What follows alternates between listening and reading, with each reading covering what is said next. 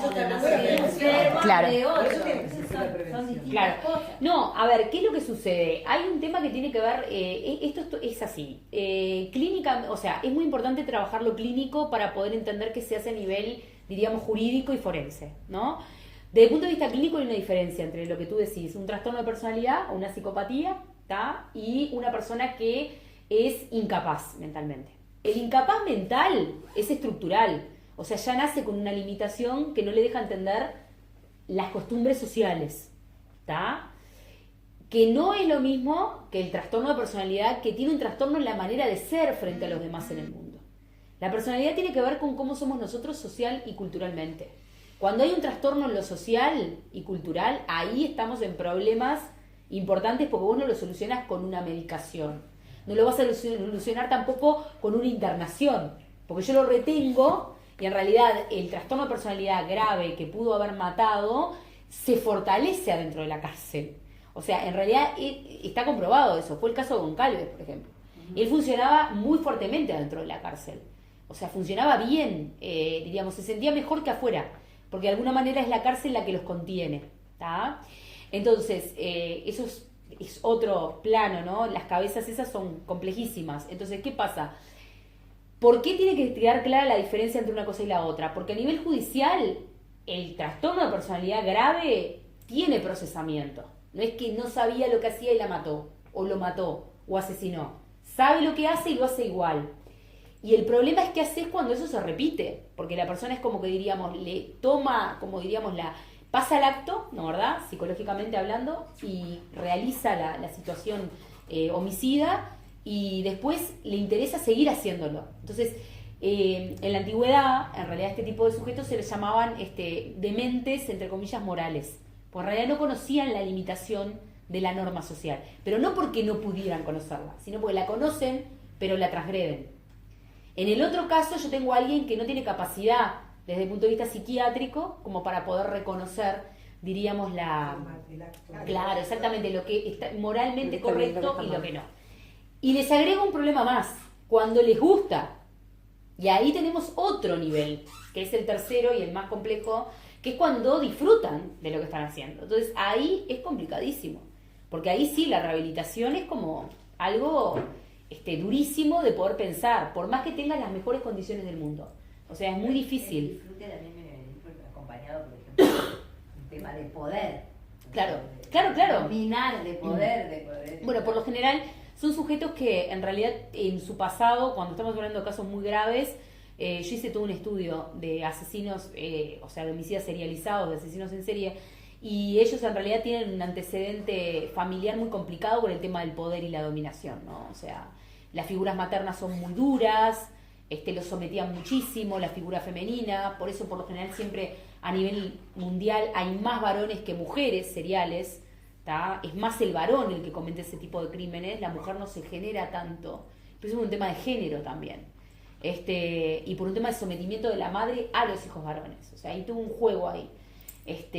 Igualmente también para no generar una alarma, ¿no? O sea, son casos, son uno en muchos casos, no son casos muy comunes de encontrar. Goncalves es uno en muchos. ¿Afuera ahora o está dentro? No, él ahora está en libertad. Paraguay, Está en libertad relativa porque en Paraguay estuvo con tráfico de drogas. Sí. Porque siempre está como esta necesidad de transgredir todo el tiempo. O sea, no se pueden controlar. Es demasiada la tentación a poder hacer algo. Y es muy, irrisorio que yo diga no va a volver a matar. Yo no lo creo eso. O sea, me parece que es una persona que es potencialmente, ojalá que esté controlada, pero que es potencialmente amenazante. Lo que pasa es que a veces judicialmente también te quedas sin elementos como para poder decir, no lo puedo procesar eternamente. Nosotros no tenemos cadena perpetua, ¿Qué se hace en primer mundo? Depende. Por una pulserita. Depende, no, las pulseritas. No, pero en Estados Unidos puede llegar a la silla eléctrica. Silla eléctrica. Sí, en Estados Unidos hay silla eléctrica, en algunos estados, no en todos, pero igualmente también eso es toda una discusión a nivel judicial porque, tampoco se ha comprobado que, por ejemplo, la silla eléctrica haya sido algo que haya bajado, por ejemplo, los niveles criminales en esto. Esto es un tema, porque aparte, ¿qué pasa? Pasa más por esta cuestión de la forma de pensar que tienen. En realidad a ellos no les interesa, o sea, yo no sé si hay una conciencia de me importa morir o no por lo que hago. Es más la conciencia de que disfruto lo que hago cuando lo hago. Entonces, era por ejemplo como me pasaba a mí los casos estos que hubo el caso de Brisa, que yo estuve trabajando y bueno, que son casos horribles, pero digo, el perfil de tipo, castración química, no sirve, porque en realidad, a ver, lamentablemente no sirve. Yo tengo que contestar que lamentablemente no sirve, porque psicológicamente ellos van atrás de otro tipo de cosas. O sea, uno castra químicamente o hace una castración a un sujeto de estas características y va a buscar la manera de poder seguir perpetuando el abuso o la violación. O sea, porque el problema está en la mente, no está en el físico. Entonces hay una cuestión ahí que nuestras autoridades, y eso es todo un tema que yo siempre estoy discutiendo, en la parte, por ejemplo, judicial, no tanto, porque ahora los judiciales se está sensibilizando más, pero en la parte policial hay toda una cuestión de que no hay a veces sensibilización real en la parte psicológica. Ellos se pueden especializar en la parte criminológica y demás, pero lo psicológico se deja bastante de lado. No hay un departamento especializado de análisis de comportamiento criminal, por ejemplo. Sin embargo, es necesario. La Facultad de Psicología, por ejemplo, no tiene un departamento de psicología criminal, no tiene un departamento de psicología forense. O sea, no forma gente que se especialice en las temáticas que tienen que ver con esto. Se interpreta que el psicólogo está solamente en un consultorio. Y no pasa ¿De otras nada. partes del mundo sí hay? ¿Cómo? ¿De otras partes del mundo hay? Sí, claro. ¿Cuántos hay acá? ¿Cuántos son? ¿Cuántos somos como nosotros, como yo? Pocos. Y debemos ser en todo el Uruguay y así del tiempo que yo tengo, unos 5 o 6. No llegamos a 10. Y todos formados en el exterior. Siempre fuimos formados en el exterior. Yo me formé después, o sea, ¿qué pasa? Yo decidí mi educación, mi especialización, formándome con un docente de la universidad que ya estaba formado y que ya trabajaba en el tema. Pero tenés que siempre como acercarte a gente que ya está especializada. Y somos muy pocos, sí, muy poquitísimos. Porque después, ahora a mí lo que me pasa es que yo hoy estoy formando a las generaciones nuevas. O sea, yo ya formo colegas míos que están interesados en la temática. Pero no dentro de la facultad. No dentro de la facultad directamente, en la parte particular lo hago porque la facultad tampoco lo tiene. Claro. Pero la facultad no lo ofrece y ahí hay todo un tema que tiene que ver con lo político universitario. Que interpretan que en realidad lo que tiene que ver con esta especialidad es porque está necesariamente casado con una ideología de ultraderecha que no es así, no necesariamente, porque es una cuestión científica, no ideológica. Y ahí entramos en otra discusión compleja, ¿no? Que yo siempre me peleo con Liliana Brasisca, que la quiero mucho. Pero ella, en realidad, cuando trabajamos con temas que tienen que ver con el feminicidio, yo comparto a veces mesa con ella, y ella cuestiona cosas de la parte de mi área, de la parte especializada. Y yo le digo, mirá, está todo bien con lo ideológico, pero yo no discuto parada en lo ideológico, discuto parada en lo científico.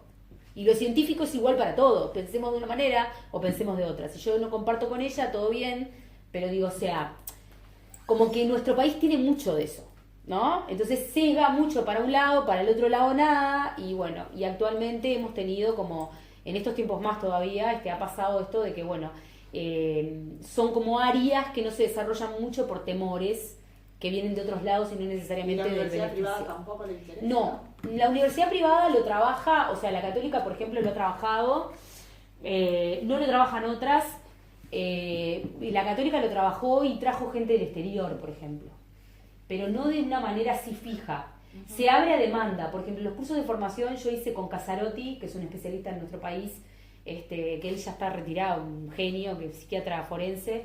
Me formé en 3 cursos con él, pero hace mucho, y eran cursos que se abrían y en función de la demanda después se cerraban, ¿tá? Cuando en realidad es algo que hoy por hoy yo creo que el uruguayo recién está tomando conciencia que tiene que existir, ¿tá? Porque aparte, a ver, el psicólogo, nosotros como psicólogo forense no solamente hacemos nuestra tarea, hacemos la tarea, pero aparte también contenemos, porque es parte de nuestro objetivo, al equipo técnico que trabaja en el caso.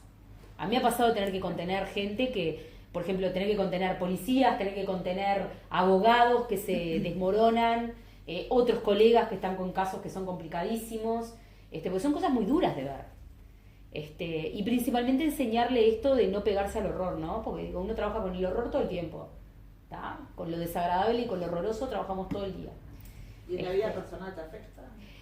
Todo afecta. No, pero... No, afecta, está bien la pregunta. En la vida personal es todo un tema. Siempre fuimos como los raros, ¿no? O sea, todos los que decidimos este camino, yo fui la rara siempre desde la facultad hasta, porque claro, me preguntaban, ¿y qué querés seguir? La especialidad, yo decía psicología forense, en ese momento no existía, era como, esto es rarísimo. Afecta, pero no sé si afecta. A ver, yo creo que en la vida todo afecta. Lo que me parece que pasa es que elegís otras cosas. O sea, te hace descontracturar mucho en tu vida personal. O sea, porque no podés estar trabajando todo el tiempo en algo tan pesado, tan denso, porque no te aguanta la cabeza. O sea, en la vida personal se ríen porque a veces me dicen, ay, te vi en tal entrevista y después me ven en lo personal y no tengo nada que ver. Entonces yo le digo, yo lo jorobo y le digo, no, es mi hermana gemela que salió en el canal 10 o digo, no soy yo. Porque sí, yo hago esa disociación instrumental porque necesito hacerla, Claro. porque es muy pesado si no. Hago cosas que no tienen nada que ver, trabajo mucho también con niños, en otros ámbitos, entonces se necesita trabajar mucho desde otros lugares, tocar temas como el amor, como la esperanza, porque es muy duro, es bastante desagradable. Y uno genera resistencia, pero bueno, a ver, estoy profesionalizada para manejarlo, ¿no? Pero sí, es como un extra que uno lleva, no es como un psicólogo clínico que está con sus pacientes, listo, terminó ahí, ¿está?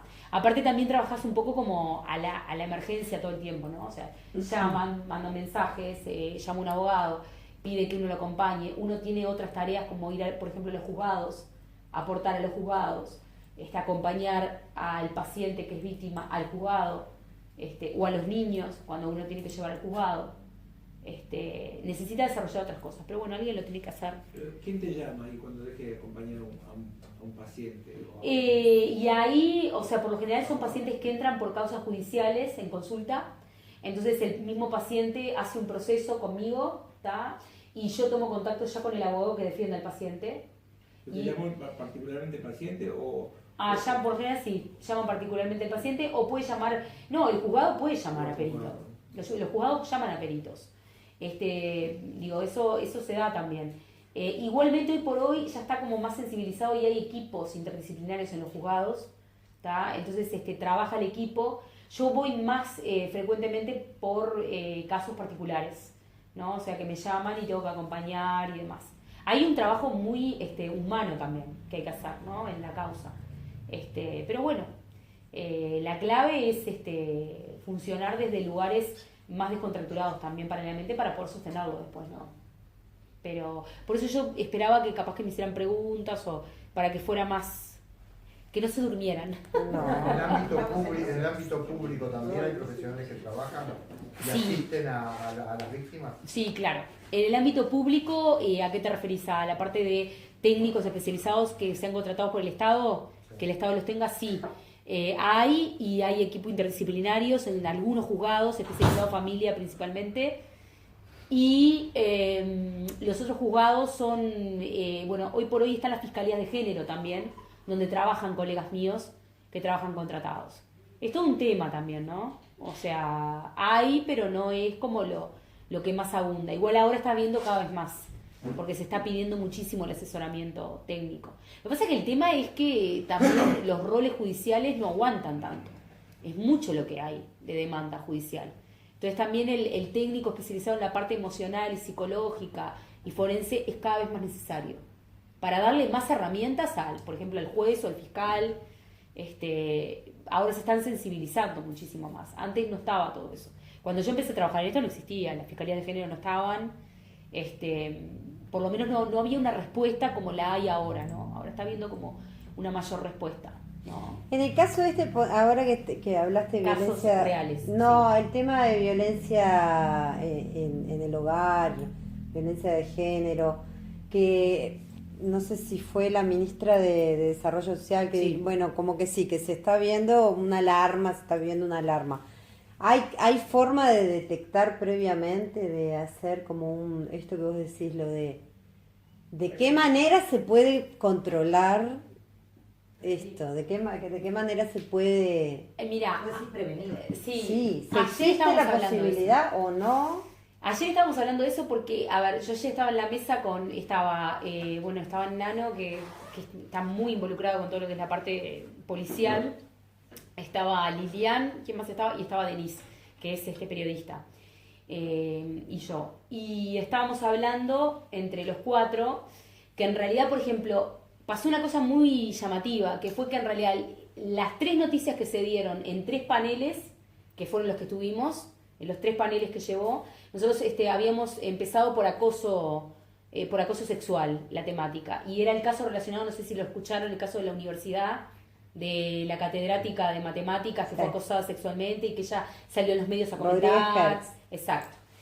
Y a raíz de eso salió, a razón de ese caso, otro caso más que tenía que ver con violencia de género, que trabajaba violencia doméstica, y a raíz de eso también salió a colación el caso de 2 juezas, que no sé si se acuerdan, a principios de este año, que estaban ¿dónde fue? En Artigas, que en realidad fue una mujer diríamos, a dar una denuncia sobre violencia doméstica, sobre un caso de un acosador. Las juezas, 2 mujeres juezas, se negaron no le dieron el lugar, no, y la mataron. claro, exacto, no pasaron el parte, porque se pasa el parte, no, ¿verdad? Por teléfono, que en realidad no corresponde, pero bueno, eso es otro tema. Al juez no le pasó el parte y el hombre volvió, la violó a la mujer y la mató. Y después se mató él. O sea que fueron causantes ellas, que fueron amonestadas y demás.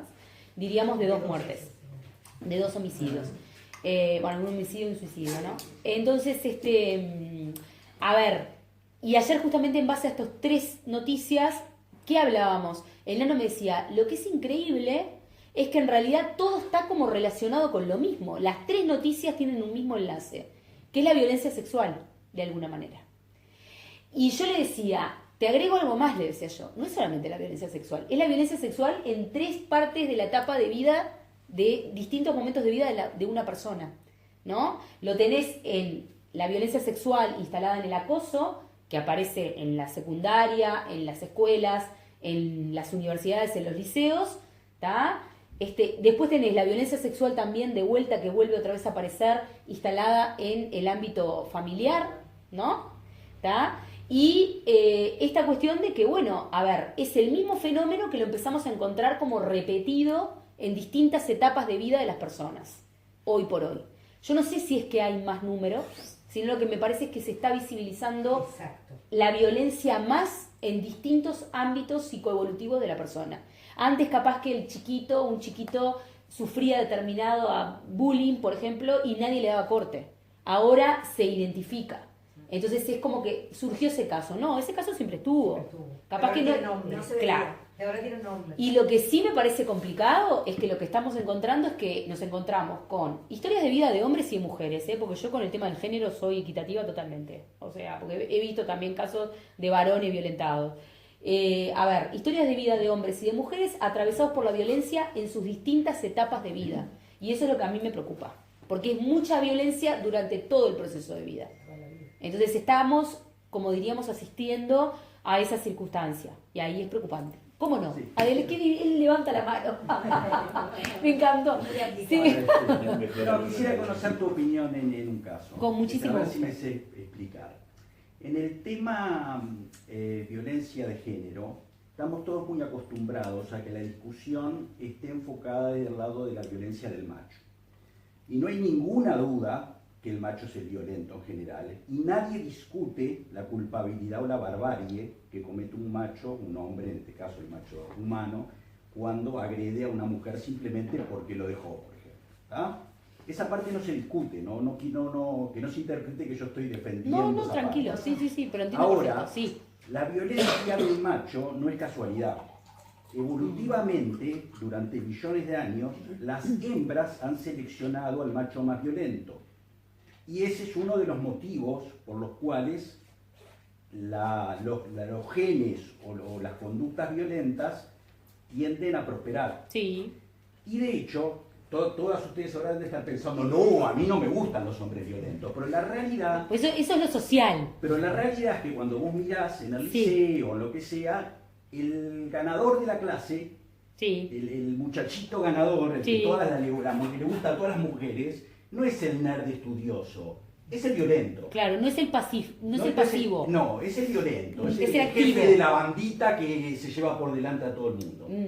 ¿A dónde estoy apuntando?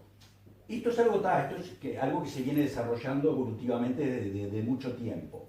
Yo personalmente creo que más allá de toda la parte de que hay que hacer de atacar la violencia del macho a través de la legislación o a través de lo que vos quieras, a mí personalmente me parece, pero quiero saber tu opinión, que se está cometiendo el error de no educar a las mujeres, en especial a las mujeres jóvenes o a las niñas, que no seleccionen al macho violento, o sea, que no necesariamente el macho violento tiene que ser el más ganador. Claro, porque esa misma mujer que hoy su esposo la trompea, también, ojo, tampoco quiero con esto poner la excusa pero esa mujer eligió a ese macho violento. Sí. Bueno, que después la trompea. Es que ahí está lo transgeneracional. Entonces, no sé, quería saber, no sé si me expliqué bien, perfecto. pero no sé qué opinión tenés vos en cuanto a si como sociedad no tendríamos que también son muchos parámetros paralelamente educar a la mujer diferente para que no sea tan propensa a seleccionar al macho violento. Primero, que es el que después la trompea. Perfecto. O sea, a ver, es una pregunta con varias puntas. La primera, nosotros voy a ir como la cebolla, ¿no? De afuera hacia adentro.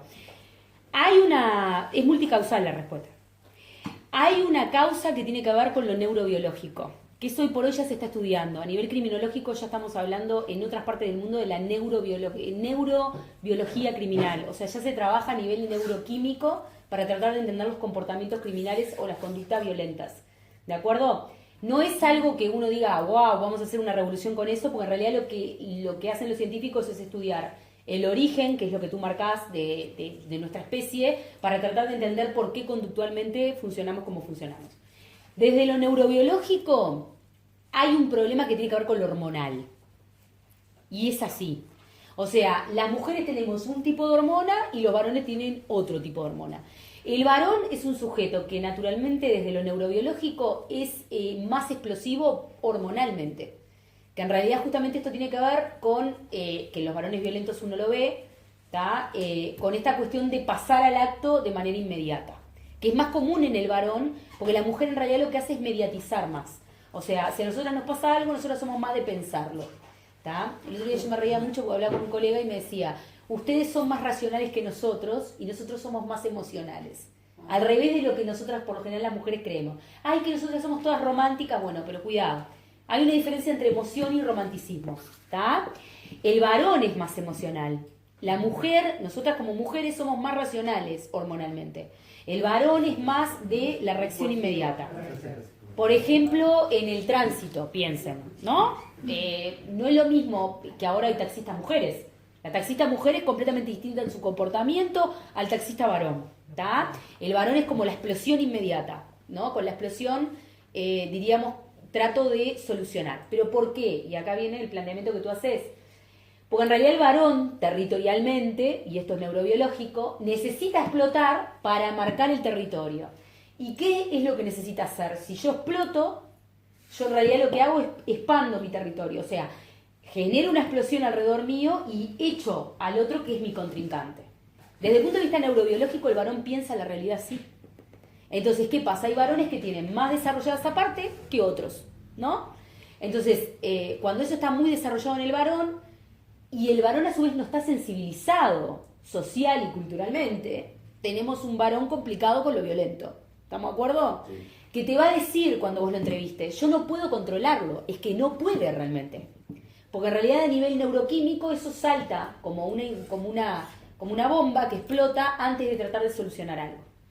Cuando se trabaja con varones violentos, lo que hay que trabajar siempre es, que tiene que ver también con tu pregunta, pero ahora después voy más específicamente, con el tiempo fuera. Cuando el varón está por explotar, en realidad lo que se le pide es que salga de la habitación o salga del lugar donde está y que salga a dar una vuelta manzana, porque eso le distrae el cerebro y el cerebro corta, porque si no el varón automáticamente pasa a esta cuestión más reptiliana de explotar y trata de seguir en el tema hasta que consiga la respuesta que busca, pero luchando. ¿Cómo? La mujer también. Nosotras las mujeres también lo hacemos, pero somos más racionales, porque nos enfriamos más rápido. Ellos explotan como un termómetro y les cuesta después bajar al estado de basal, de normalidad, diríamos. Quedan como en esta cosa explosiva. ¿no? Inclusive estos se han hecho tomografías, es interesantísimo. Se trabaja con reacciones, por ejemplo, la persona se la pone frente a estímulos, un estímulo violento y un estímulo pacífico, el varón reacciona de una manera y la mujer reacciona de otra. Es diferente, ¿no? Por ejemplo, a nosotros nos ponen una imagen de un nenito y nosotras inmediatamente nos enternizamos. El varón no necesariamente. Le cuesta un poco más entrar en esa sensibilización, ¿está? ¿Cómo me perdonas? No. Yo cuando chocan dos mujeres, Ah, es mucho, ¿verdad? Hay dos mujeres que chocan Claro. en el auto, Sí, está bien. pásame los datos y chao, chocan dos hombres, primero se No, relajan. no, porque es la contienda. Porque en el varón está en Tal cual. juego el territorio, en la mujer no. A nosotras las mujeres neurobiológicamente no nos interesa combatir territorialmente. Al varón sí. Y de hecho, por eso el varón también desarrolla el tema de los celos, por ejemplo. Porque el celo tiene que ver con eso, es una conducta neurobiológica primaria de yo tomo son posesión, completos. pero también le demuestro a la mujer que los celos. Cuando las mujeres chocan, las dos se sienten culpables. Entonces, También, ojo, a ver, quiero muchas lanzas, porque yo tengo muchos compañeros varones, más compañeros varones que mujeres, ¿no? Antes que te distraiga por la Sí, duda, no, porque no. todavía no fuiste al eje de mi pregunta, Bien. que es por qué la hembra, por qué no, ¿Por qué no ya le sabemos por qué. enseñamos? Ya sabemos, la hembra selecciona a ese macho no por casualidad, porque es también el que defiende ese territorio Sí. donde ella va a criar a su prole y Sí. donde va a cuidar. Pero a lo que yo voy es que, que hay que reconocer que la hembra, la mujer, también por todo esto que vos decís, neurobiológico, selecciona a esos machos. Sí, es cierto. Y yo te decía... El si tema son los niveles de si violencia. socialmente no Claro. deberíamos, si a vos no pensás que habría que poner en marcha programas de educación de las mujeres. Perdón, Inau ya lo hace. ¿Quién? Inau lo Para hace. que no seleccionen Inau al lo macho hace. violento. Hubo Claro. una campaña de Inau de si te maltrata no te quiere, una campaña Sí, hace o un sea, par de sí, años. Pero eso si no te maltrata. Pero- arranca antes que eso. No, Está pero- hablando muy antes. Pero No, habla él- de la él- violencia no. en Él, el blanco. él en realidad me parece que está señalando No, de la la mujer. importancia... Sí, pero por No eso- de la mujer, que vos como mujer... Pero por eso el te hombre digo. está haciendo como es que la mujer no le gusta. Pero el Bueno, Inau lo es que la hace. mujer no selecciona. Que no haya una... Claro, una- Cortar con la selección Claro, natural. Inau lo hace. Inau tratar de empezó esa cortar, campaña. Pero no pensás Sí. que es como La natural violencia de la era- mujer también. Claro, pero educar creo que con educación... se Claro, pero podría- cuidado, a ver, ahí voy a contestarte directamente. Hay una diferencia entre agresión y violencia. Lo que tú estás planteando es que sería interesante, me parece a ver si está bien lo que yo capté, que pudieran interpretar que la violencia no es sinónimo de un macho activo. ¿Está? Y para interpretar eso y para que empiecen a aprender eso, es necesario marcar la diferencia entre violencia y agresividad.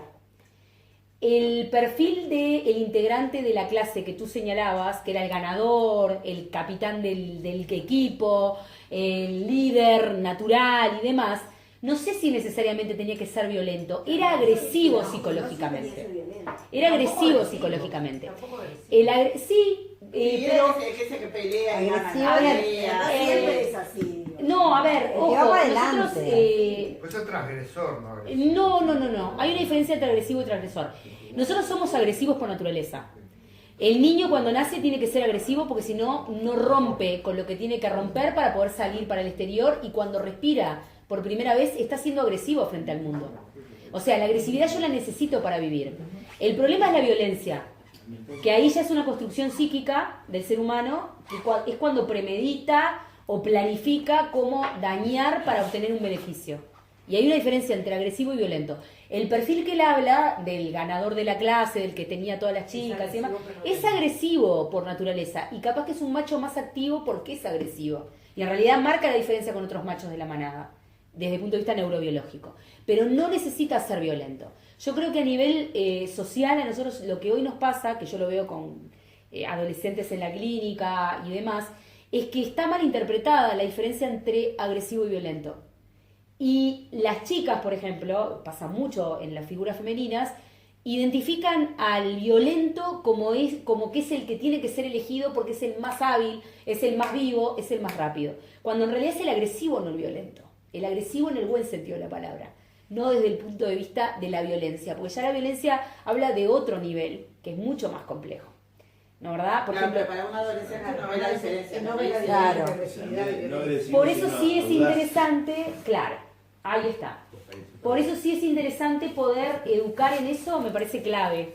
Porque yo creo que si pudiéramos tomar, o sea, educar en esa conciencia, sería interesante el cambio que se generaría, porque se trabajaría a nivel de prevención de una manera muy interesante. Y transgeneracionalmente, porque no se olviden que los actos de violencia se heredan en los núcleos familiares. En realidad nosotros lo que tenemos es yo recibo un niño con violencia y voy para atrás y voy a tener un abuelo que ejerció violencia sobre la mamá o sobre el papá de ese nene. Y voy para atrás y sobre ese abuelo el padre ejerció seguramente violencia. O sea, siempre hay, ¿no? Hay niveles, ¿no? Y niveles. Pero digo, a ver, me parece importante poder trabajarlo desde ese lugar. Porque también, ¿qué pasa? Hace muchos siglos atrás está identificado como que lo violento es lo que tiene, diríamos, de primera mano todo y lo que tiene realmente el poder. Y ahí hay todo un juego con el poder que es más complicado de trabajar también, pero se puede trabajar. Yo escuché que, por ejemplo, cuando tienen violencia familiar y tiene, digamos, hay una madre con 2 niños y al hombre que no puede acercar, al que le pone la custodia es a la mujer y ella es la que tiene que ir a todo ese caso de que ella es la que pobre tiene, que en realidad es pobre porque a donde va tiene que ir acompañada siempre, en vez de que capaz que le pusieran la custodia al tipo para que no la... Un caso que ella se negó a que le pongan custodia. Claro, pero yo sé de un caso de la mujer Y que la a mataron. todos lados tenía que ir con la custodia. Es espantoso, pero no tenía vida social, no tenía vida nada, cuando en realidad las ¿Y custodias se la por tendrían qué, que... por qué la tiene Porque la la estaban mujer? cuidando No, para ya sé, que... pero ¿por qué eligen a la mujer y no al hombre?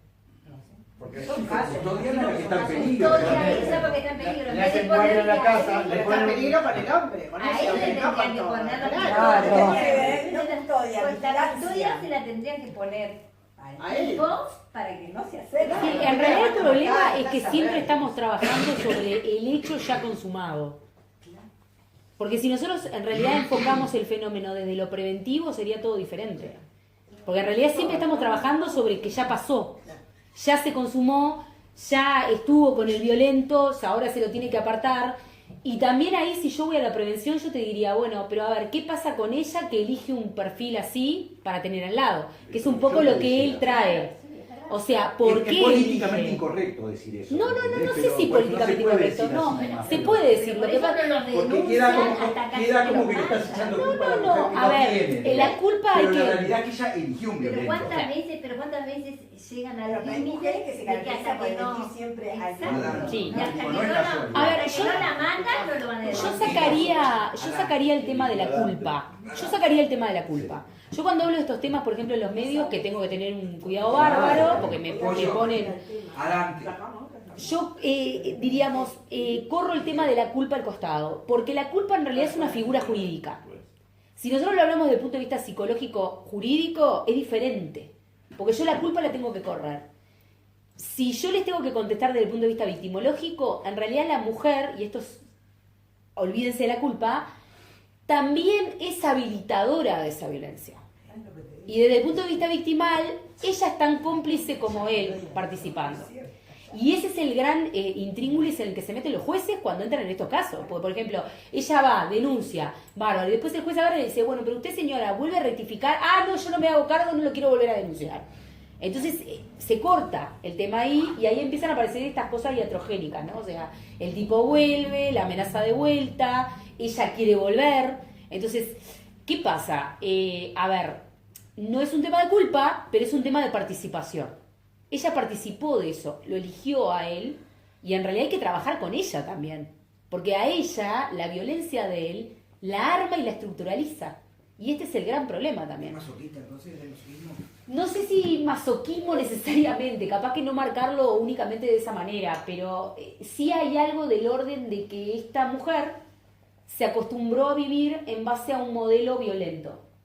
Entonces ese código de violencia ya está acostumbrada ella a recibirlo.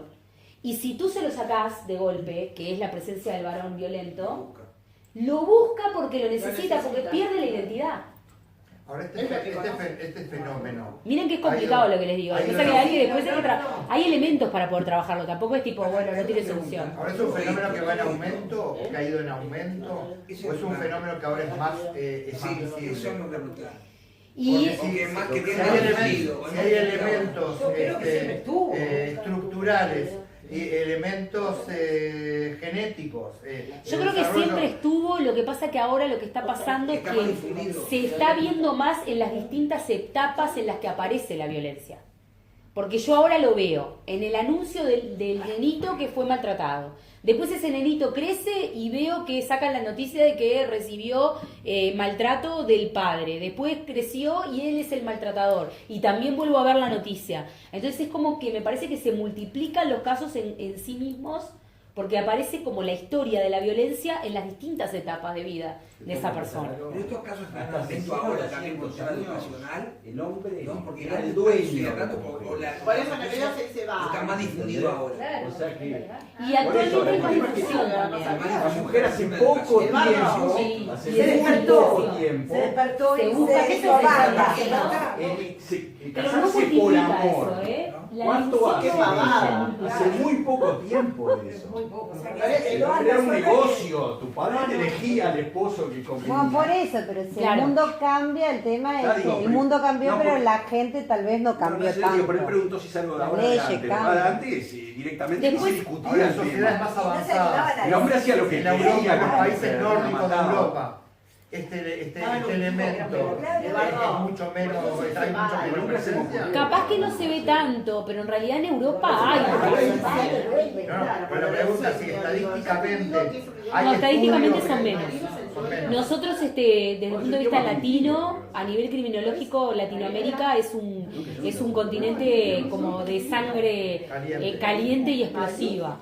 Y de hecho los mayores niveles están en países más tropicales. Pero ¿estás hablando de crímenes pasionales o en Sí. general? No, crímenes que tengan que ver más con lo pasional, con, el feminismo. con lo México, sexual, México con es lo... terrible. México es impresionante. Centroamérica.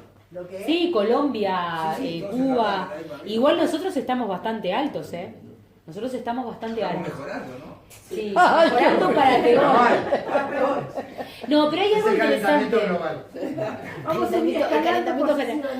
Hay algo interesante también, que qué es lo que pasa. A mí, por ejemplo, me interesa mucho la construcción del varón, ¿no?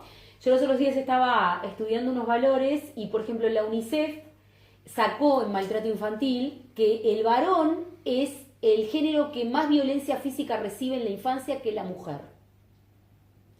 Y yo lo planteaba, que después los invito, porque yo tengo un canal en YouTube que pueden encontrar tantas mis entrevistas. Me hicieron una entrevista en Carve estuve, que estuve con un grupo que son periodistas todos varones, y estuvimos hablando de qué pasa con la violencia que el varón recibe, ¿no? No para justificar, pero digo, o sea, para pensarlo, porque nadie habla del varón. ¿Violencia de quién? La violencia de padre, de de la todo, madre, de la familia, familiar. o en casos también, yo he tenido casos donde los varones eran los violentados. O sea, por figuras femeninas, ¿tá? También aparece, ¿eh? Son los menos, pero hay. Igual también hay que estar muy astuto para saber cómo es pero aparecen. Si estuviera Liliana ahora sí, que acá me mata, pero no importa. No está. Pero es real, existe, y hay que decirlo. Entonces, yo les planteaba a estos compañeros periodistas y les decía, miren qué interesante esto. El varón, cuando es niño, es el que más recibe en porcentaje la violencia física contra su cuerpo. Y ellos me decían, y esto no puede tener que ver con que después, en realidad es el que más la reproduce contra la mujer. Y resulta, o casualidad, que es contra la figura femenina, que es la madre también. Que es en realidad la que está constatada por la UNICEF, que es la que por lo general tiende a golpear al varón. Entonces ahí hay todo un juego que hay que La poder madre empezar. la tiene Y golpeada. sí. más que el padre. Y el padre, a ver, si aparece violencia física del padre al hijo varón es diferente, porque lo hacen desde otro tipo de códigos, que no es lo mismo que el de la madre. La madre, por lo general, cuando es figura autoritaria que golpea, estoy hablando de madre golpeadora, cuidado, no es lo mismo de dar una palmada para poner un límite. No como en la época de la chancleta. No es la época de la chancleta. Pasa que no tengo nada. La época de la chancleta es Winnicott, que nosotros lo estudiamos en psicología infantil, que es poner un límite y está correcto. Esto es otra Correctivo cosa. es eso. Esto es, claro, estos son golpes de Sí, sí, golpear con objetos o golpear, ¿no? O sea, ¿qué pasa? Cuando lo ejerce la mamá a la figura masculina es complicado, porque también instala otra cosa que es denigrar al varón. El varón cuando se pelea con otro varón, en este caso un padre con el hijo varón, es distinto el tipo de pelea. Porque es entre varones. ¿Está? Entonces este elemento no es menor y es interesante. Y nadie habla de la construcción del género masculino. O sea, está como... Pero todos estos violentos, por ejemplo, que vos tenés que a veces hacer un gritaje o lo que sea, han sido violentados. Yo te diría que el 95% sí. ¿Por las madres? Sí. ¿Tienen historia así? Sí, y los más terribles, peor todavía. Sí, sí. Inclusive nosotros, por ejemplo, en la parte de perfilación estudiamos casos que son paradigmáticos a nivel internacional y los casos familiares son siniestros con la madre. Hay de todo. ¿Es violencia física o emocional? No, hay distintos tipos de violencia. Hay mamás que, o sea, está todo bien con las mamás, no es para culpabilizar a todas las mamás, que no se malinterprete, pero las mamás de estos sujetos son complicadas. Son personajes que uno puede ver en una película de terror. Sí, sí, hay de todo. Hay de todo. Hay inclusive, a mí me ha tocado, por ejemplo, casos acá que, por ejemplo, vi de Munchausen por poderes, que es un síndrome que aparece en las mamás solamente. ¿Cómo se llama? Munchausen por poderes. Munchausen por poderes es cuando la madre, la figura de la mamá, esto está en el DSM-4, ¿no? En los textos de psiquiatría clínica, cuando la mamá ejerce violencia física y psicológica y lo que busca es que el hijo se enferme para que el hijo no pueda irse al lado de ella. Entonces lo enferma en distintos aspectos, ¿no? Empieza con el aminorarlo psicológicamente. Sabemos de eso. Ahí le llamaba no, pero es diferente, conozco. No, es diferente, es diferente. Sí, hemos sacado. Mira lo que me estás haciendo. Claro, lo estás haciendo. La que le hacía genial era de Emil Seviñas, que era una maravilla, Sí. la genialidad. No, pero es distinto, claro, porque ahí hay una sobreprotección, ¿no? Pero en estos casos que yo hablo de este síndrome ya es complicado, porque ya es un elemento que pasa a una cuestión más clínica, ¿no? O sea, que ya entra en una cosa patológica de persecución al hijo varón, pero terrible, al punto de inyectarle o darles cosas de tomar para que se enfermen. Yo lo he llegado a ver eso. O sea, y hay que estar con el ojo muy afinado porque, claro, uno ve a la mamá y la mamá es divina, es una cosa maravillosa, pero no lo deja ni respirar a niveles de... Bueno, a mí me tocó un caso que le daban una medicación que no le correspondía. Entonces, ¿qué pasa? El niño estaba totalmente fuera de ambiente y manipulable por la figura de ella, ¿no? O sea, y pasa. Y es una violencia tremenda. Esas mujeres hay que matarlas. No sé si matarlas, pero hay un temita. Y también es complicado trabajar con ellas en la clínica. Yo tengo varios casos. No así específicamente, pero con características parecidas. Hay que saber trabajar muy bien con ellas. Porque si no, aparte también controlan mucho, o sea, se van enseguida. Y sacan al ¿Ese niño. tipo de mujer también sufrió violencia, decís vos? Y en realidad, a nivel clínico dinámico, yo te podría decir que seguramente haya como una necesidad de vengarse un poco, ¿no? Pero no hay un trastorno psicológico Sí, claro. sin necesidad de una Trastorno consecuencia anterior. Un trastorno, no, que aparezca así, decís incipiente, que... Claro, que no algo sea genético o algo que ya que venga Y que sea una HDP y nada más, que sea mala gente. El HDP es un psicópata. Yo tenía un profesor de la UBA excelente que él se especializa en toda la parte de psicopatías y entonces un día lo trajimos acá y estaban todos los estudiantes de acá todos desesperados por saber cuál era la opinión de él, cómo definía él un psicópata, ¿no? Entonces dice, ¿saben lo que es un psicópata? Y todo el mundo decía, no, pero vamos a escucharlo. Porque... ¿Ustedes conocen un hijo de puta? Perdónenme la expresión. Bueno, ese es un psicópata. Y en realidad la definición viene por ahí, ¿no? O sea, el HDP, como decís vos, bueno, tiene una alteración, ¿sí? Que se puede estudiar genéticamente, capaz que no necesariamente de crianza. En general Pero... todo es multifactorial, son producto de una genética, de un ambiente, de una sociedad. En realidad en la psicopatía hay mucho del ambiente también, de lo que vio y del sentimiento de denigración. El psicópata o el trastorno de personalidad grave de estos casos, por ejemplo, estas madres, por ejemplo, tienen un sentido de sentirse denigradas terrible. O sea, se sintieron denigradas en algún momento en su integridad a un nivel que fue como muy fuerte y no lo pudieron superar, hay un trauma ahí. ¿Y si te parece que eso lo pasan a sus hijos? Y a veces por venganza puede haber algo de eso. Una Sí. madre, o sea, si tiene varios hijos, ¿tiene la misma actitud con todos? ¿Elige uno? Y habría que ver, eso depende de cada caso. Pero si elige uno, sería O interesante. al más débil, Yo conozco claro, un también. caso, ¿Eh? trabajo en una ONG, ¿no? Un caso Claro. de una madre que tenía, o sea, se casó, tuvo un hijo, después se separó de ese marido y el nene, no sé por qué, y después se volvió a casar, tuvo otra nena y se volvió a separar de ese tipo. No sé por qué, ella se quedó en la custodia de la nenita chiquita que tiene 10 meses, algo así, y la custodia y el niño que tiene 8 años quedó con el padre. Ahora el padre estaban las drogas y se murió. Y a ella le demandaron, tuvo que asumir la custodia del niño. Claro, en esos casos es Y vos preferible. ves la agresividad, y la mujer se desbordó, no puede con los 2 niños, y vos ves la agresividad con que trata a ese pobre nene que de un día para el otro perdió al padre porque se murió por sobredosis. Claro, pero en esos casos es preferible que no vuelva. Pero está ahí, y vos lo ves cómo trata a ese niño y no sabés. En esos Lo casos que es se va a preferible. convertir ese niño. Y el nene es divino, aparte, Primero lo que no está sabes lo que es, sufriendo. Claro. no sabes lo que es el chiquilín divino. Bueno, a nivel victimológico tienen dos caminos siempre. Sí, O se identifican con el victimario, Sí. o quedan en la posición de víctima, se reconstituyen como pueden y ayudan a otras víctimas Sí. después. ¿Está? Salvando las grandes diferencias, esa es la historia de los que elegimos psicología, por ejemplo. Digo, o sea, es una realidad. Nosotros en realidad siempre traemos historias que hacen a que, bueno, tengamos esta cuestión de poder ayudar a otros que pasan por situaciones de sufrimiento. Tiene dos caminos. Lo que ahí tienen que trabajar, si ustedes tienen contacto con el chiquito, es potenciar todas las conductas que promuevan que él sienta que puede ayudar a otros. Porque si no, la identificación con el victimario es inmediata también. Y cuando hay identificación con el victimario, lo que hay después es venganza. O sea, lo que viene es la retaliación, así se llama, ¿no? O sea, yo voy a devolver sobre esa ojo por ojo, diente por diente. A mí claro, exactamente. Así funciona psíquicamente. Yo voy a devolver con el mismo látigo que a mí me dieron. ¿Está? Entonces es tremendo, porque digo, uno ve cada cosa que un poco es la historia de varones ultraviolentos, es eso, ¿eh? O sea, hay algo de eso. ¿Está? Hay algo de sentirse como muy impotentes.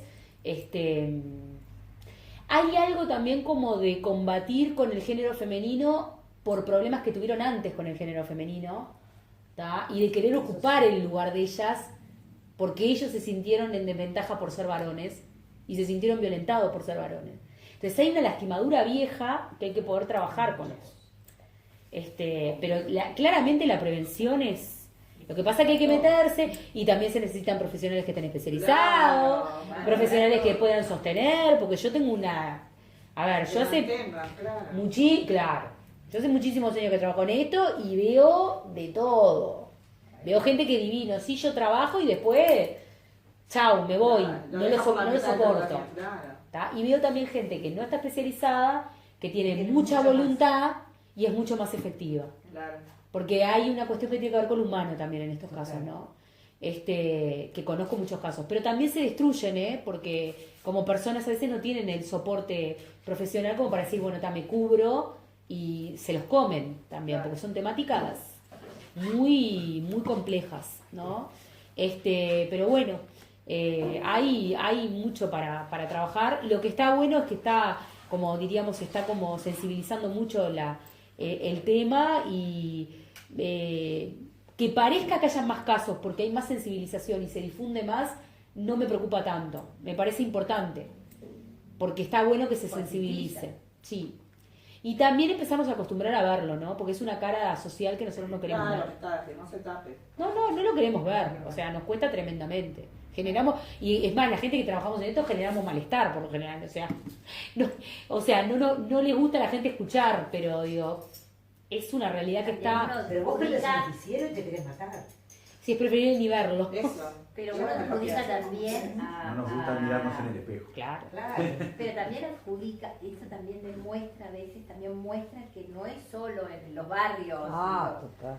Eso No, también atraviesa ayuda, todo. Por eso digo, ayuda a concientizar que a todos los niveles, en todos lados...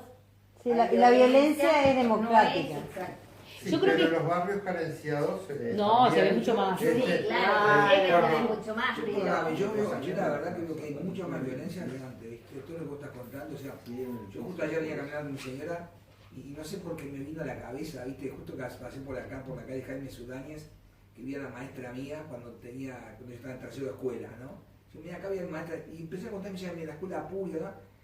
Pero yo me acuerdo que yo iba a la escuela pública y con todo el mundo, y yo no escuchaba la cantidad no escuchaba violencia, que nadie venía que decía, en mi casa mi padre pegó a mi madre, nunca escuché una cosa de esa, ¿viste? Claro, podía haber, pero capaz que era más invisible.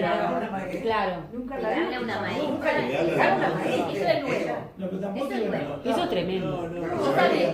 Esa falta de autoridad, Eso es nuevo. esa es nueva. Pero es que estamos No tanto. Pero hay serios cambios culturales, desde que la madre clásica de familia de clase media salió a trabajar y no hay una contención en el hogar. Había clase media y clase baja también y clase acá. Sí, lo que pasa que, a ver, hay un tema que tiene que ver con la comunicación. Eso es otra. Que ahora La todo se comunicación, comunica, todo se sabe y Claro. el tiempo es líquido ahora. Claro. Es todo así. Pasó algo, por ejemplo, lo de esta chica que fue acosada en la universidad. Ella salió a las redes, dijo todo y saltó toda una cantidad de cosas que estaban tapadas de alguna manera, pero gracias a las redes sociales de alguna forma. No sé si gracias o no gracias, pero quiero decir, se supo por la velocidad con la que circula la información. Yo creo que en la época de antes, capaz que pasaba en menor cantidad, No, menor cantidad. pero también sí, pero también había un tema de no difusión No, pero pasa por tan tema de rápida. El tema de Cantidad. autoridades cambió. Y había... Ahí Estaba está. mucho también. También en la época de antes teníamos un tema de límites que La ahorita... mujer era más sumisa que Claro. antes. La mujer no dejaba al esposo plantado y se iba con el panadero. O Pasa sola. menos, eso. Mamá. No, pero también Había un hay tema de límites también, ¿no? O sea, los límites... Qué fama el No, el hombre se iba con la panadera y estaba Pero bien. también las adicciones y la droga y el alcohol. Sí, y la sí, potencia, todo. no me cabe la menor duda. También hay un tema de autoridades. La maestra, el médico, eran frente por un tema de ignorancia, Claro. digamos. O sea, De respeto, acceder a los de estudios o a lo que era algo mucho más difícil que hoy, que yo supongo, saber, cualquiera antes de ir al médico, googlea a ver lo que tiene y después... Había, Y lo bueno, mismo la maestra. pero a ver, lo mismo eso que profesor. planteas es interesante. Había, Pero bueno, Pero pierde un poco la un tema de autoridad. mundial. había, no, pero a ver, está interesante. Hay cambio de valores. Había un tema de A ver. resignificación. De forma de vos que lo ves. No, pero está bien. Perdón. Espera, así cerramos con este tema. Había un tema de resignificación distinto. Ahí vamos. La resignificación de las instituciones y de las personas estaba planteado desde otro lugar. El médico era médico y se lo respetaba en su opinión, y uno no googleaba qué era lo que tenía antes de ir al médico. El maestro se respetaba la autoridad matrimonial de otra manera, ¿no? Era como diferente. Y a mí me parece que el tema de la resignificación es un tema que está vinculado al tema de las redes sociales también. Porque hoy por hoy la gente dice, bueno, yo quiero aprender algo, hago un curso rápido en YouTube y ya soy eso. Y en realidad no pasa por ahí. Hay un tema que tiene que ver con límites también y que es muy sutil y que talla a nivel psicológico muy sutilmente y que tiene consecuencias en la violencia. El tema que tú nombrabas de las adicciones y de las drogas está relacionado también con los límites, claramente. Y hay como una caída del padre. En el psicoanálisis, el padre está asociado a la ley. Y ¿se acuerdan cuando venga tu padre vas a ver? ¿No? Y no era la mamá que lo zongaba, claro, y ahí ni te digo. Y estaba lo de la chancleta, ¿no? Jarabe de chancleta, o como me decía una paciente el otro día. Entonces, a ver, ¿qué pasa? Es interesante porque digo, a ver, funcionaba la autoridad, que era la autoridad de la manada también. O sea, había alguien que era el macho, y en este caso era, claro, el que controlaba, pero también era el que se le daba esa autoridad, ¿tá? Que el menor aprendía de esa figura. También era la mujer la que le daba la autoridad. Exactamente. Y ustedes decía que, a ver, la ley paterna es una ley muy importante, porque es lo primero que nos marca, por ejemplo, lo incestuoso. Yo aprendo a no transgredir gracias a que mi papá y mi mamá, pero primero mi papá me dice, con ella, que es tu mamá, no. Conmigo no. Con tu primo no. ¿No? Entonces, esa primera ley, que es la ley de lo incestuoso, es la primera ley jurídica, si se quiere, a nivel psicológico que integra al ser humano. Y es lo que me ordena a mí, cuando soy chiquitito, ya participar en una sociedad. Cuando, por ejemplo, los chiquitos van a jardinera, uno ya observa cuando tienen esta cuestión de que transgreden o le hacen cualquier cosa al compañerito. Por supuesto que son niños y tienen una cuestión mucho más perversa, ¿no? Y más normal propia del niño. Pero ya ellos ya entienden desde ese lugar que hay cosas que no se le pueden hacer a la compañerita. Y cuando aparece que sí le hacen, bueno, hay que ver sobre la familia, porque ahí está fallando la ley. Por lo general, cuando nos encontramos con eso, nos encontramos con que, bueno, hay una falla en la figura paterna, el papá no está, o el papá se fue, la mamá trata de hacer lo que puede, pero en realidad la ley de la autoridad paterna no la puede poner la madre. La madre puede ejercer la función, pero no es lo mismo que ponga la ley el padre que ponga la ley la mamá. Y ahí es seguramente en que las sociedades avanzadas del mundo, que yo te citaba, las nórdicas, atacan el problema ya en la infancia. Claro. Y acá, a estos países no. Totalmente. Entonces de repente cuando se detectan esas conductas anormales a nivel de niñez en la escuela, ya son tratados. En países nórdicos ya se está trabajando sobre una jubilación especial que se le da a los abuelos para que los abuelos padres sean los que cuiden a los nietos cuando la figura paterna de la última generación no está. Porque ellos ya saben que en realidad viene por ahí. Una de las prevenciones claves es esa, poder trabajar sobre la figura del padre, pero no por esto ideológico de el patriarcado, no. A ver, la figura paterna sana, de contención, porque también la figura paterna, desde la ley, sostiene a la figura femenina de la madre. ¿Tá? El problema que nos encontramos con familias donde la mamá empieza, no resignifica al padre y lo cuestiona cuando el padre pone un límite. Entonces ahí nos encontramos muchas veces con los problemas de adicción. Los problemas de adicción, siempre si yo rasco en el núcleo familiar me encuentro con la mamá que pasó por arriba del padre. Pero no por un tema de feminismo, machismo, porque esos son ideologías. O porque defiende a su hijo. Claro, no. Es por un tema de respetos. Por eso yo siempre digo, no es un género arriba del otro. Es poner los géneros a la par. En realidad, muchas veces hay una mala interpretación de los movimientos, tanto machista como feminista. Es como, tengo que aplastar al otro. No. A ver, el cerebro de la mujer y el cerebro del hombre son complementarios, no son competitivos. La competencia es el problema. Cuando aparece la competencia, ahí se nos complicó, porque ahí tenemos a la madre que pasa por arriba del padre, lo cuestiona, el hijo varón dice, mi padre no sirve para nada, tiro por tierra la ley, no me interesa lo que se marque como ley. Hay como un menosprecio de un género sobre el otro. ¿Y qué pasa ahora con los matrimonios gays? Bueno, eso es todo un tema. No, porque si vos decís, si está tan comprobado de la que diversidad. la figura del padre tiene que estar... Mira, sobre matrimonios... No, está bien. Sobre matrimonios con diversidad, yo vi varias cosas, pero la mayoría de casos depende mucho de cada caso. Yo he visto casos que funcionaban y casos que no funcionaban. Es todo un tema. Se han hecho estudios sobre eso. En realidad, y no se ha confirmado que sea... A lo mejor no hay tanto tiempo todavía. Claro, es muy nuevo. Es súper nuevo, lo que sí genera un conflicto brutal en los colegios, en las instituciones. No hay que hablar. El niño, el niño dice, vienen mis dos papás, vienen mis dos mamás. No, eso no sé, pero como hablaste tanto de la figura paterna como algo ya... Pero ese conflicto que le genera el niño en el colegio. Después, ¿cómo se...? Bueno, no hay experiencia. No hay experiencia todavía. ¿Sabes qué pasa? Que si yo les tengo que contestar, de la parte más neurobiológica, el niño asocia las funciones. Si tiene dos mamás, va a haber una mamá que cumpla la función de padre y otra de madre.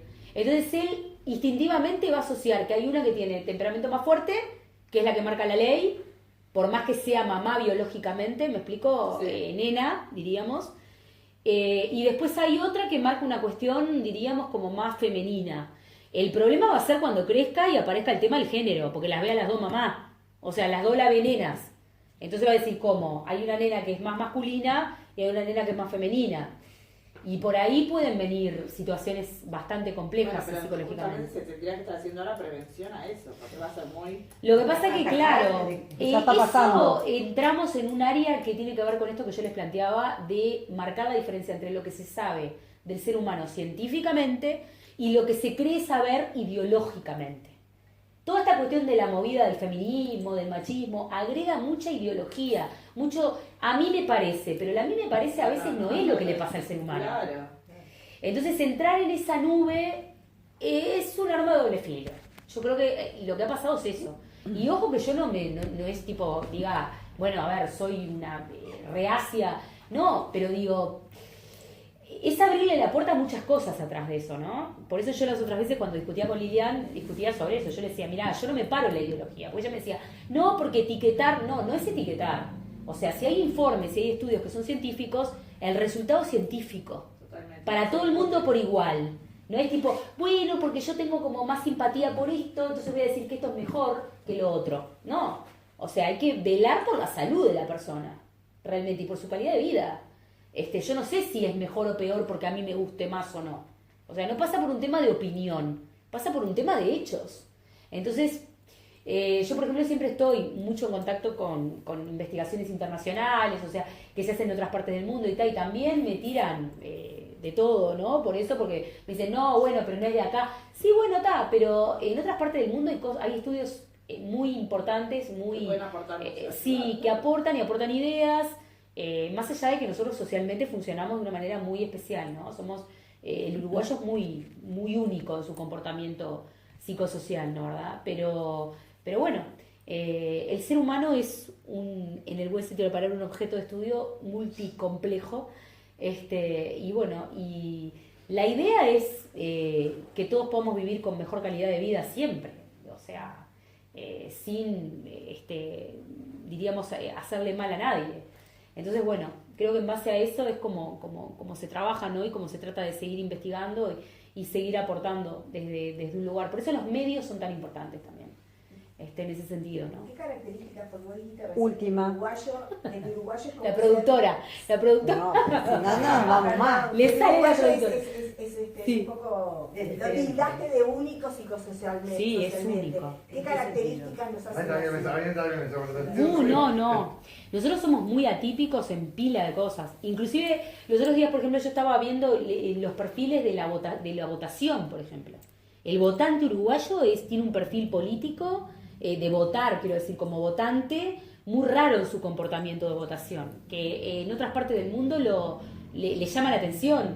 Hay un psicólogo colega, que no me acuerdo en este momento el nombre, que él escribió un libro sobre el perfil del votante uruguayo, que no pasa por lo ideológico, pasa por otro tipo de factores que marca si vota una cosa o vota la otra, que tiene que ver más como con lo circunstancial, la simpatía, lo que le transmite, por ejemplo, el político en cuanto a cercanía, a calidez.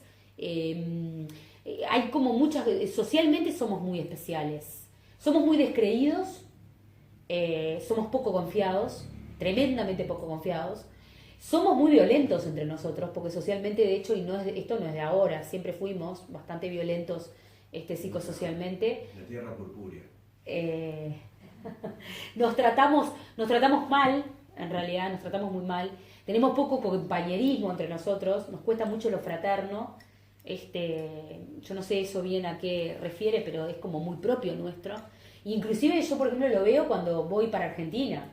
El argentino tiene otras cosas, ¿no? No estoy diciendo que sea mejor o peor, porque no pasa por eso. Pero son totalmente distintos en una cantidad de cosas, en su manera de ser, comportarse psicológicamente, a nivel social. Principalmente el tema de la confianza está como muy presente. Y que no nos habilitamos, somos muy vergonzosos también. Recién ahora se están haciendo cosas a nivel público, por ejemplo. Pero, por ejemplo, hasta hace un tiempo atrás subía alguien a cantar en un ómnibus y la gente se miraba entre sí a ver si aplaudía o no aplaudía. Era como tipo, bueno, a ver, voy a ver qué hace el de al lado. Hay como esto, siempre está como esto presente del cuidarse de lo que piensa el otro, ¿no? De una manera como muy instalada. En Europa eso no existe, No, o sea, sí. eso lo saben. Y en Argentina cada vez menos. Cada vez menos. Eso no es de pueblo chico. Eso te iba a decir. Creo que somos pocos, así que Claro. nos conocemos. Hay como un miedo también, ¿no? Y el uruguayo es muy terrible en su crítica. Inclusive cuando hablas con gente, por ejemplo, de gente que trabaja en el cine y toda la crítica, uruguaya es terrible. La más terrible de todo el mundo. Bueno, porque hay mucha cultura, capaz, porque digamos, hay un nivel cultural que de repente te da para ver otras cosas y para... Pero no más que... No, pero más cultura. No, que más cultura que... Claro, pero también hay formas de decir las cosas, porque Los argentinos somos mucho más yo puedo ser crítico y decir cosas de una determinada manera y puedo ser crítico y ser agresivo también en lo que digo. Nosotros tenemos como una predisposición a ser medios agresivos en cómo nos manejamos. A ver, si yo a una persona me la encuentro y le digo, te veo más gorda que la última vez que te vi, o sea, yo no le estoy aportando nada. En realidad estoy siendo agresivo, no sincero, ¿no? Estoy siendo bastante más... Entonces, como que nosotros tenemos un perfil un poco Hay así. cosas de la historia que también te generan todo eso, ¿no? Si lees, por ejemplo, la historia de la sensibilidad de Barrani, Claro. entonces también ahí te muestra cómo nosotros nos formamos como pueblo en condiciones totalmente diferentes por lo bueno. Y de a cómo sentimiento se de formaron en inferioridad. Europa. Sentimiento de por inferioridad, ejemplo. terrible. Entonces eso también te explica muchos Humildad. comportamientos. Sí, y como la humildad también malinterpretada. Voy a ser humilde porque me siento inferior. O sea, entonces no me quedo quietito, no brillo, porque los otros me van... Entonces como que hay, y en Barrán es impresionante como aparece, pero inclusive en Barrán aparece también la no habilitación de cosas naturales. Por ejemplo, nosotros fuimos siempre un país que socioculturalmente, por ejemplo, no estaba habilitado el tema de los velorios. El velorio no estaba permitido. Nosotros recién se empieza a permitir el velorio a nivel social a partir del 1900 y pico, más o menos. En realidad, previamente estaba prohibido velar a una persona muerta por un tema de tabú con la muerte. Entonces, imagínense cómo aparece esto de no habilitarse. O sea, es como tipo... voy a borrar socialmente que nos morimos todos por naturaleza. Es como que no se hace ni siquiera un reconocimiento social de eso. O sea, hay como un esconder una cantidad de cosas que tienen que ver con lo humano, que son naturales y que en realidad el uruguayo busca muchas veces, ¿no? Y eso ya está en nuestros antecedentes antropológicos, si se quiere. Culturalmente tenemos como esta cuestión, ¿no? Y la vergüenza es tremenda. El uruguayo tiene un elemento vergonzoso que es terrible, porque aparte creo que eso ya viene, porque somos un país de inmigrantes y demás. ¿Tenemos alguna cosa buena? Tenemos. Lo positivo. Somos solidarios cuando hay situaciones de crisis, somos muy solidarios. Lo que pasa es que no vivimos situaciones de crisis como guerras que antepasados nuestros han pasado, y somos muy solidarios y en esos momentos de límite nos unimos muchísimo, con mucha más facilidad que otras partes del mundo, que capaz que cotidianamente son más habilitados. Sí. Yo creo que la se une, ¿no? Sí, el uruguayo como que saca una cosa que no muestra cotidianamente en esas situaciones. También eso se puede ver en el fenómeno del fútbol, por ejemplo. Claro, que también se analiza psicológicamente cuando juega a las elecciones, como esta cosa de que aparecen sentimientos compartidos socialmente que no aparecen cotidianamente. Y como que la gente parece que vive mejor en esos momentos, socialmente. Se siente mejor en la calle, incluso.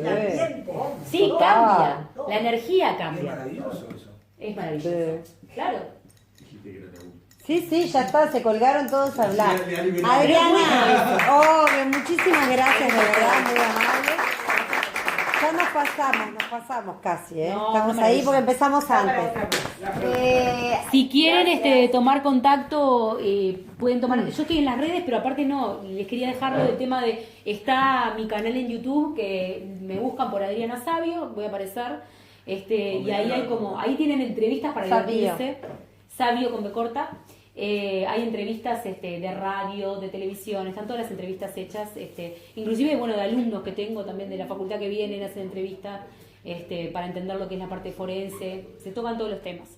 Así que bueno, los espero, suscríbanse, como ahora la ira de las redes sociales, y un placer haberlos conocido. Muchísimas gracias por compartir, un gracias. placer a ustedes. Buenas noches.